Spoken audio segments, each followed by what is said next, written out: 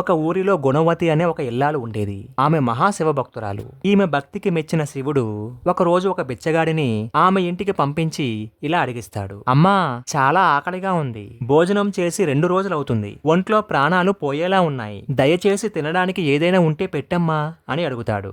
ఉదయాన్నే బిచ్చగాడు గొంతు విన్న ఇల్లాలు పట్టరాని కోపంతో పొద్దున్నే వచ్చి ఊరి మీద పడ్డావా? ఇంకా శివుడికి నైవేద్యమే పెట్టలేదు, అప్పుడే ఇళ్ల మీద పడ్డారా అని ఎక్కడ లేని కోపంతో ఏ ఇల్లాలు చెయ్యకూడని పని చేసింది. ఆకలి అంటూ వచ్చిన ఆ బిచ్చగాడికి పక్కనే ఉన్న పేడ నీళ్లు మొహాన కొట్టి, ఇది తినరా దరిద్రుడా, పొద్దున్నే ఆకలేసిందా నీకు అని తరిమి కొట్టింది. ఆకలితో ఉన్న బిచ్చగాడు చాలా బాధపడుతూ అక్కడి నుంచి వెళ్లిపోయాడు. కొంతకాలానికి ఆమె చనిపోయి పైలోకానికి వెళ్ళింది. ఆమె చేసుకున్న పుణ్యాలకి పైలోకంలో దేవతలు సకల మర్యాదలు చేసి దేవలోకంలో ఆమెకి ఆశ్రయాన్ని కల్పించారు. ఆమెతో పాటు ఎంతో మంది పుణ్యం చేసుకున్న వాళ్ళకు కూడా దేవతలు సకల మర్యాదలు చేసి వారందరికీ తాగడానికి అమృతాన్ని ఇచ్చారు. కానీ ఈ స్త్రీకి మాత్రం అమృతానికి బదులుగా ఆవు పేడని పెట్టారు.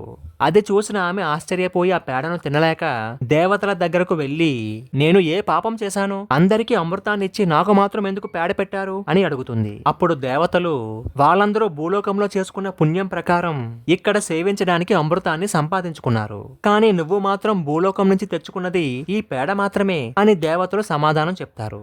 అప్పుడు ఆ స్త్రీ, నేను ఎన్నో పుణ్యకార్యాలు చేశాను కదా, మరి దాని మాట ఏమిటి అని అడుగుతుంది. అప్పుడు దేవతలు, నువ్వు చేసుకున్న ఇతర పుణ్యకార్యాలకు బదులుగా ఈ లోకానికి వచ్చి ఇక్కడ సకల మర్యాదలు పొందుతున్నావు.